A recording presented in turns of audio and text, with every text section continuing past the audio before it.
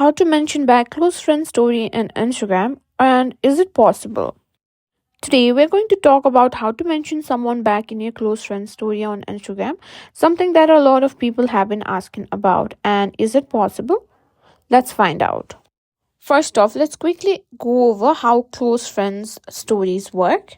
Simply open your Instagram app and find the story where you've been tagged on, which is a close friend story as well. You can find it on the chat section right at the top.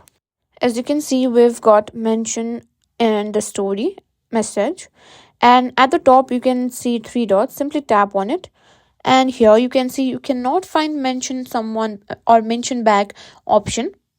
As of today's update, we cannot simply share back someone's close friend story, but alternatively, what we can do is ask for them to not post it in the close friend story. As you can see, we can post it if they have posted in the normal story, and that's it. That's how we can simply post that story in our close friend story as well. So to wrap it up, you can mention someone back in your own close friend story as long as you're both following each other, but there is no direct way to simply share that story back in your story.